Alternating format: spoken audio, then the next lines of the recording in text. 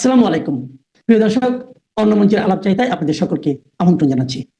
অবশেষে 25শে ডিসেম্বর বাংলাদেশে ফিরতে যাচ্ছেন বিএনপির ভারপ্রাপ্ত চেয়ারম্যান তারেক রহমান। প্রশ্ন হচ্ছে, 17 বছর পর লন্ডন থেকে তার ফেরা কি কেবল একটি রাজনৈতিক ফেরা, নাকি এর পেছনে লুকিয়ে আছে কোনো লন্ডন রহস্য বা বড় কোনো রাজনৈতিক চিত্রনাট্য? তারেক রহমানের এই ফেরার ঘোষণার সাথে সাথে রাজনৈতিক অঙ্গনে যে পরিমাণ নাটকীয়তা এবং জনমনে যে অসংখ্য প্রশ্ন তৈরি হয়েছে, তার সমসাময়িক অনেক ইস্যুকে ছাড়িয়ে গেছে। কারণ এই ফেরার পেছনে অনেক যদি এবং কিন্তু রয়ে গেছে। বিশেষ করে আওয়ামী লীগের পতনের পর এবং সবগুলো মামলা থেকে খালাস পাওয়ার পরও ফেরেননি তারেক রহমান। এমনকি মায়ের অসুস্থতার সময়ও দেশে আসতে পারেনি তিনি। উল্টো বলেছেন, দেশে ফেরার সিদ্ধান্ত নেওয়াটা তার একার হাতে নেই। তখনই রাজনৈতিক বোদ্ধা থেকে শুরু করে সাধারণ মানুষের আলোচনায় প্রশ্ন উঠেছিল, কোন শক্তি আড়াল থেকে তারেক রহমানের দেশে ফেরার লাগাম টেনে ধরছে? এগুলো কি দেশীয় না বিদেশি শক্তি? বিশেষ করে তারেক রহমানের অতীত রাজনৈতিক জীবনের সাথে জড়িত থাকা দেশি বিদেশি তিনটি পক্ষের সাথে আদৌ কোনো সমঝোতা হয়েছে কি না, এবং হলে সেটি কিভাবে, সেগুলো বরাবরের মতোই পর্দার আড়ালেই থেকে গেছে।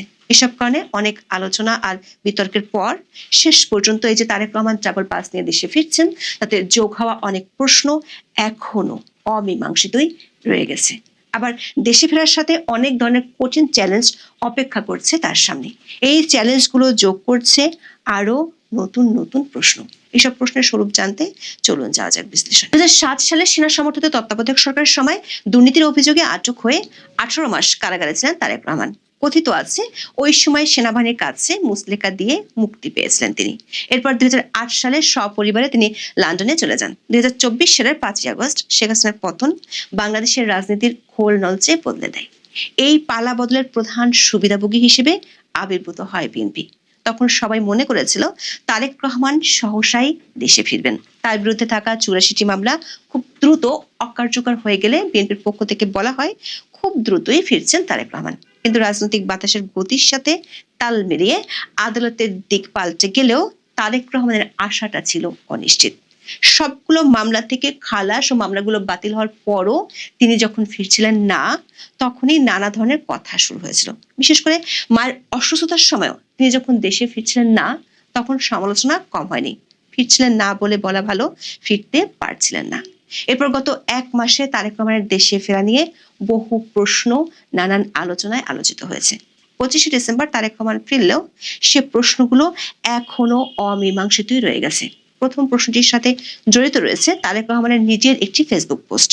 মায়ের অসুস্থতার সময় তারেক রহমান যখন ফিরছিলেন না, তখন তর্ক বিতর্ক এবং ধোঁয়াশার মধ্যে তিনি নিজেই দেন বিস্ফোরক এক পোস্ট। জানান তার দেশে ফেরার সিদ্ধান্ত ঝুলছে অদৃশ্য শক্তির হাতে। ফেসবুকে 29 নভেম্বর লেখেন, এমন সংকটকালে মায়ের স্নেহ স্পর্শ পাবার তীব্র আকাঙ্ক্ষা যে কোনো সন্তানের মতো তারও রয়েছে, কিন্তু অন্য আর সবার মতো এটা বাস্তবায়নের ক্ষেত্রে তার একক সিদ্ধান্ত গ্রহণের সুযোগ অবারিত ও একক নিয়ন্ত্রণাধীন নয়।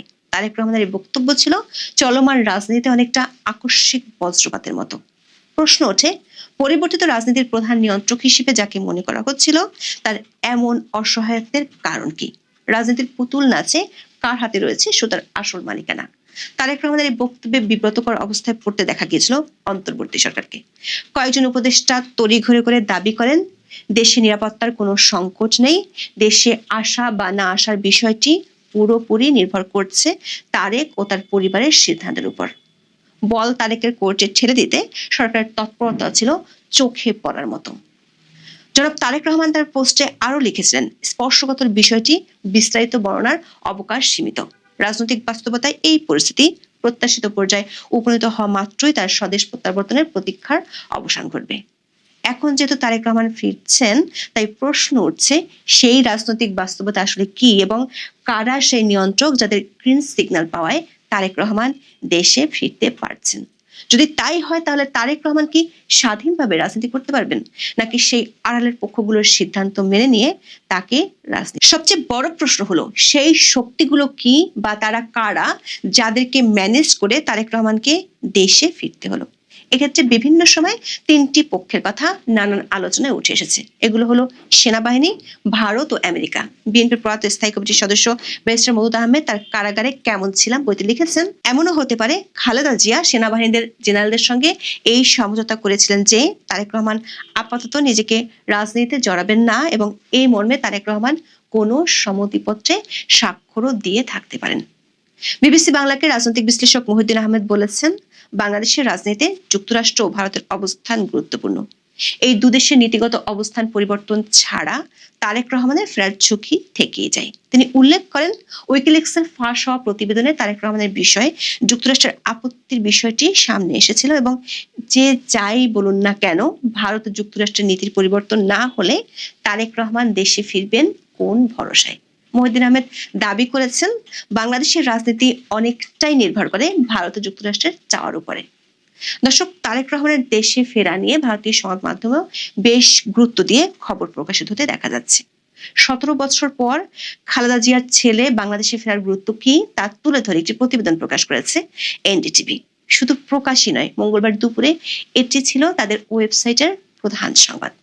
এদিনই ভারতের আরেকটি সংবাদপত্র বিজনেস টুডে একটি প্রতিবেদন প্রকাশ করেছে, যার শিরোনাম হলো তারেক রহমানকে জানুন, বাংলাদেশের রাজনীতির গতিপথ যিনি বদলে দিতে পারেন। ভারতীয় গণমাধ্যমগুলোর খবরে বলা হয়েছে, তারেক রহমানকে নিয়ে ভারতের সরকারি মহলে অস্বস্তি ছিল কূটনৈতিক অঙ্গনে আলোচিত বিষয়। তার শুরুটা হয়েছিল 2001 সালে বিএনপি ক্ষমতায় যাওয়ার পর তারেক যখন দণ্ডমুণ্ডের কর্তা হয়ে উঠেছিলেন। তখন আসামের বিদ্রোহী সংগঠন উলফাকে মদত, নয়াদিল্লির চক্ষুশুল দাউদ ইব্রাহিমের সঙ্গে সম্পর্কের গুঞ্জন তারেক রহমানকে নিয়ে ভারতের মধ্যে নানা সন্দেহ তৈরি করেছিল। এনডিটিভির প্রতিবেদনের শুরুতেই লেখা হয়েছে, বাংলাদেশ যখন সহিংসতার এক গভীর অন্ধকারে তলিয়ে যাচ্ছে এবং উগ্র ইসলামপন্থী গোষ্ঠীগুলোর দাপট বাড়ছে, তখন আগামী ফেব্রুয়ারিতে অনুষ্ঠেয় নির্বাচনের আগে অন্যতম বড় রাজনৈতিক ঘটনা হিসেবে সামনে এসেছে বর্তমান বাংলাদেশের রাজনীতির অন্যতম গুরুত্বপূর্ণ ব্যক্তির প্রত্যাবর্তন। ভারতীয় গণমাধ্যমগুলো বলছে, তারেক রহমান নয়াদিল্লির কাছে শ্রেয়তর হতে পারেন, কারণ তিনি দিল্লি পিন্ডি উভয়ের কাছ থেকে সমান দূরত্ব রাখার কথা বলছেন। সাম্প্রতিক ভারত বিরোধিতার বানের মধ্যে বিএনপির সংযমী আচরণ নিয়ে চলছে নানান আলোচনা। বিশেষ করে গত কয়েকদিনে ভারত বিরোধী প্রকাশ্য কর্মসূচির কোনোটিতেই দলটির অংশগ্রহণ চোখে পড়েনি। এমনকি বিভিন্নভাবে এ ধরনের আগ্রাসী কর্মসূচির সমালোচনাও শোনা যাচ্ছে বিএনপি নেতাদের কণ্ঠে। বিস্ময়করভাবে সাবেক স্বরাষ্ট্র প্রতিমন্ত্রী লুৎফুজ্জামান বাবরও ভারতের বিরুদ্ধে কূটনৈতিক শিষ্টাচার বহির্ভূত কর্মকাণ্ডের বিরোধিতায় সরব হয়েছেন। ভারতীয় দূতাবাস ঘেরার সমালোচনা করে 18 ডিসেম্বর ফেসবুকে তিনি লেখেন, কিছু তরুণ দেশপ্রেমের আবেগে ও ভূ রাজনীতি ও কূটনৈতিক শিষ্টাচার সম্পর্কে সীমিত ধারণা থেকে তার নাম ব্যবহার করে অনাকাঙ্ক্ষিত কর্মসূচিতে জড়িয়েছেন। এটি দুঃখজনক। দেশপ্রেম প্রশংসনীয়, তবে তা যেন রাজনৈতিক ও কূটনৈতিক শিষ্টাচার লঙ্ঘন না করে। সংবেদনশীল জাতীয় পরিস্থিতিতে সবাইকে শান্ত, সংযত ও দায়িত্বশীল থাকার আহ্বান জানান তিনি। সংশ্লিষ্ট সূত্রগুলো বলছে, মার্কিন যুক্তরাষ্ট্র তারেক রহমানের ব্যাপারে তাদের রিপোর্ট কার্ড নতুন করে লিখছে। দর্শক, তারেক রহমানের দেশে ফেরার মধ্যে আরো প্রশ্ন আছে যেগুলোর উত্তর এখনো পাওয়া যায়নি। বিবিসি বাংলার খবরে বলা হয়েছে, তারেক রহমান এতদিন কোন স্ট্যাটাসে লন্ডনে ছিলেন সে প্রশ্ন অমীমাংসিতই থেকে গেছে। আর তিনি যে এতদিন লন্ডনে বসবাস করেছেন সেখানে তার আয় ব্যয়ের উৎস কি ছিল? বিবিসি বাংলা বলছে, এর কোনো সঠিক উত্তর এখনো নেই। আরেকটি প্রশ্ন হলো, তারেক রহমান দেশে ফিরছেন ট্রাভেল পাস নিয়ে। বিএনপির পক্ষ থেকে বলা হচ্ছে, তিনি অ্যাসাইলাম স্ট্যাটাসে যুক্তরাজ্যে ছিলেন, তার কোনো বিদেশি পাসপোর্ট নেই। যদি বিদেশি পাসপোর্ট না থাকে তাহলে ট্রাভেল পাস না নিয়ে তিনি তো বাংলাদেশি পাসপোর্ট নিতে পারতেন, সেটি তিনি নিলেন না কেন? আবার ট্রাভেল পাস নিয়ে দেশে ফেরার পর তার কি লন্ডনে ফেরার সুযোগ থাকবে? বিএনপি নেতা সালাউদ্দিন আহমেদ বিবিসি বাংলাকে বলেছেন, পলিটিক্যাল অ্যাসাইলামকে নাগরিকত্ব বা অন্য কোনো দৃষ্টিকোণ থেকে দেখা উচিত নয়। যেদিন তারেক রহমান বাংলাদেশে ট্রাভেল পাস নিয়েছেন সেদিন পলিটিক্যাল অ্যাসাইলাম শেষ হয়ে গেছে। এসব অমীমাংসিত প্রশ্নের মধ্যে দেশে ফিরছেন তারেক রহমান, তাতে দেখা দিতে পারে নতুন চ্যালেঞ্জও। দীর্ঘদিন পর দেশে ফিরে খাপ খাওয়ানোর প্রশ্ন আছে। বিশেষ করে তার নিরাপত্তার সংখ্যাটি অনেকবারই সামনে এসেছে। যদিও অন্তর্বর্তী সরকার পক্ষ থেকে বলা হচ্ছে, তারেক রহমানের নিরাপত্তার কোনো সংখ্যা নেই এবং সরকার তার সর্বোচ্চ নিরাপত্তা নিশ্চিত করবে। কিন্তু ঘর পোড়া গরু যেমন সিঁদুরে মেঘ দেখলে ভয় পায়, তেমনি বাংলাদেশের দুই প্রধান রাজনৈতিক দলের দুই পরিবারের সদস্যদের নিরাপত্তার বিষয়টি অতীতে বহুবারই শঙ্কার মুখে পড়তে দেখা গেছে। সরকার যদি সর্বোচ্চ নিরাপত্তার ব্যবস্থা করে, তাহলে যে নির্বাচনকে সামনে রেখে তারেক রহমান দেশে ফিরছেন, সে নির্বাচনে জনসংযোগ কি তিনি অবাধে করতে পারবেন? সাথে আছে 2001 থেকে 2007 সাল পর্যন্ত তারেক রহমানের বিরুদ্ধে যেসব অভিযোগ ছিল, সেগুলোর সুস্পষ্ট জবাব দিয়ে আস্থা ফেরানোর সংকট। অনেকে মনে করেন 2001 থেকে 2006 মেয়াদের বিতর্কিত হাওয়া ভবন কেন্দ্রিক দুর্নীতির অভিযোগ তা কাটিয়ে উঠে তিনি কিভাবে আধুনিক ও অন্তর্ভুক্তিমূলক রাজনীতিক হিসেবে নিজেকে প্রতিষ্ঠিত করবেন, সেটি এখন তার জন্য বড় চ্যালেঞ্জ। আছে দলের শৃঙ্খলা বজায় রাখা, জামাতকে সামলানো এবং ভারতের সাথে সেই দিল্লি নয় পিন্ডি নয় বাংলাদেশ ফার্স্ট পররাষ্ট্রনীতি বাস্তবায়ন করার চ্যালেঞ্জ। আপাতত এসব চ্যালেঞ্জ নিয়ে খুব বেশি চিন্তিত না হয়ে বিএনপি চায় তারেক রহমানের প্রত্যাবর্তনের দিনটি যেন উৎসবের রূপ নেয়। সেজন্য বিএনপি ব্যাপক প্রস্তুতি নিয়েছে। তারেক রহমানের সমর্থকদের সুবিধার্থে 10টি গুরুত্বপূর্ণ রুটে বিশেষ ট্রেন পরিচালনার জন্য রেল মন্ত্রণালয়ে আবেদন করা হয় এবং সরকার তা অনুমোদন করেছে। পাবনা, রাজশাহী, কক্সবাজার, যশোর এবং পঞ্চগড়ের মতো প্রান্তিক এলাকাগুলো থেকে নেতাকর্মীদের ঢাকায় আনতে এই বিশেষ ব্যবস্থা করা হয়েছে। যদিও এর ফলে 25 ডিসেম্বর কিছু লোকাল ট্রেন চলাচল স্থগিত থাকবে, যা সাধারণ যাত্রীদের জন্য কিছুটা ভোগান্তির কারণ হতে পারে, কিন্তু রাজনৈতিক শক্তির মহড়া দেখাতে এটি অপরিহার্য বলে মনে করছে। বিমানবন্দর থেকে তার গুলশানের বাসভবন পর্যন্ত নিরাপত্তা বলয় করে তোলা হচ্ছে। একদিকে থাকবে রাষ্ট্রীয় পুলিশ ও গোয়েন্দা বাহিনীর নজরদারি, অন্যদিকে থাকবে বিএনপির নিজস্ব চেয়ারপারসন সিকিউরিটি ফোর্স বা সিএসএফ। বিমানবন্দরে সাধারণ যাত্রীদের প্রবেশাধিকার সীমিত করা হয়েছে। বিশ্লেষকরা মনে করেন 25 ডিসেম্বর দেশে ফেরার পর থেকে নতুন পুরাতন সবগুলো চ্যালেঞ্জ একসাথেই হয়তো মোকাবেলা করতে হতে পারে তারেক রহমানকে। তারেক রহমানের ফেরাটা অনেকটা সেই মেঘ দেখে কেউ করিস নে ভয়, আড়ালে তার সূর্য হাসে কবিতার মতো। সূর্য হাসবে নাকি মেঘ আরো ঘনীভূত হবে, সেটা সময় বলবে। এখন এই পর্যন্ত সরকার যাবো করেও যে যাবে না তার প্রমাণ হলো হঠাৎই উপদেষ্টা পরিষদের রদবদলের গল্প ছড়ানো হচ্ছে। 18 ডিসেম্বর রাতে বাংলাদেশ পোড়ানোর ঘটনায় ব্যর্থতার দায় স্বরাষ্ট্র উপদেষ্টা মেজর জেনারেল অবসরপ্রাপ্ত জাহাঙ্গীর আলম চৌধুরীর উপর চাপিয়ে তার জায়গায় রজার খলিল ওরফে বর্তমান নিরাপত্তা উপদেষ্টা খলিলুর রহমানকে দায়িত্ব দেওয়ার কথা বলা হচ্ছে। আচ্ছা, নিরাপত্তা উপদেষ্টা হিসেবে দেশ পোড়ানোর দায় খলিলুর রহমানের উপর কি কিছুটা বর্তাবে না? মানে তার না নিরাপত্তা নিশ্চিত করার কথা দেশে? যাই হোক, কথা তো অনেক কিছুই দিয়েছিলেন ইউনূস মহাজন, ক্ষমতা দখল করে কোনোটাই কি রাখতে পেরেছেন? রাখতে পারেননি। বিদায় নিলে তো নেওয়ার কথা খোদ ইউনূসের, কিন্তু তিনি তো গেড়ে বসে আছেন। যারা আগুন জ্বালিয়েছে তাদেরকে নিয়ে তিনি দেশ শাসন করছেন, তাদের সঙ্গে হাত মেলাচ্ছেন, তাদের সঙ্গে বিভিন্ন আয়োজনে যাচ্ছেন, আর তাদেরকে তিনি কিংস পার্টি বানিয়েছেন। আর বিদায় দিচ্ছেন কাকে? জাহাঙ্গীরকে। এরকম জাহাঙ্গীর গিয়ে খলিল এলে দেশের কি আসে যায় বলেন তো? ইলু গেল বিলু আইলো, গাছের মাথায় পানি আইলো, শুনেছেন না এরকম ধাঁধা? আচ্ছা বলুন তো এই ধাঁধার উত্তর কি? পারবেন না? চিন্তা করেন, বলছি পরে। বিগত 16 মাসে কিছুদিন পর পরই উপদেষ্টা পরিষদের রদবদলের গল্প ছড়ানো হয়েছে।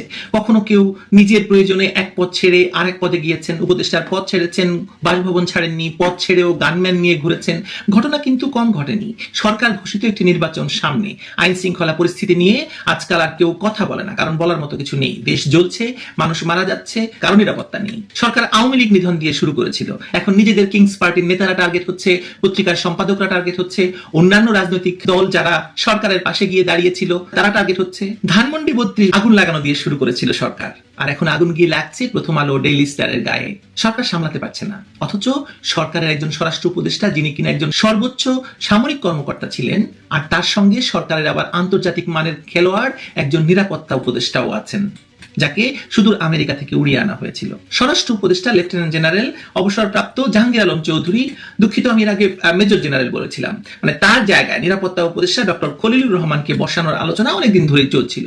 আবারও সেই আলোচনা এখন জোরে সোরে শুরু হয়েছে, বিশেষ করে প্রথম আলো, ডেইলি স্টার পড়ানোর পর থেকে। হতে পারে শেষ মুহূর্তে সেই সিদ্ধান্ত কার্যকর হওয়ার অর্থ হলো সরকার নিজেই মনে করছে যে আইন শৃঙ্খলা পরিস্থিতি আর ম্যানেজেবল পর্যায়ে নেই। বিশেষ করে ইনকিলাব মঞ্চের মুখপাত্র শরীফ ওসমান হাদির হত্যাকাণ্ডের পর যে চাপ তৈরি হয়েছে, তা শুধু রাজপথের নয়, সরকারের ভেতরেও এক ধরনের চাপ তো দেখাই যাচ্ছে। এই হত্যাকাণ্ডের পর অপরাধীদের গ্রেপ্তারের ব্যর্থতা স্বরাষ্ট্র মন্ত্রণালয়ের সক্ষমতা নিয়ে প্রশ্ন তুলছে। সরকার যতই বলুক এটি একটি বিচ্ছিন্ন ঘটনা, বাস্তবে তো তা নয়, বরং এই ইস্যু বিরোধী শক্তি, বিভিন্ন নাগরিক প্ল্যাটফর্ম এবং সংগঠিত রাজনৈতিক গোষ্ঠীর জন্য একটি সমবেত অভিযোগে পরিণত হয়েছে। এই চাপ থেকে বেরোতে গিয়ে একজন উপদেষ্টাকে সরিয়ে আরেকজনকে বসানোর সবচেয়ে সহজ সমাধান হয়তো হতে পারে, এটাই সরকারের সহজ হিসেব, হয়তো তাই সরকার ভাবছে।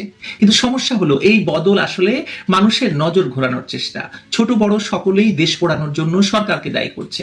শান্তির পায়রা ইউনূস যে শান্তির তালিবস্যাও বোঝেন না তা মাহফুজ আনাম বলছেন, মতিউর রহমান বলছেন সকলেই। অথচ এই কদিন আগেও মাহফুজ আনাম স্বনামে নিজের পত্রিকায় কলাম লিখে বলেছিলেন, মাননীয় ইউনূস আপনি যাবেন না।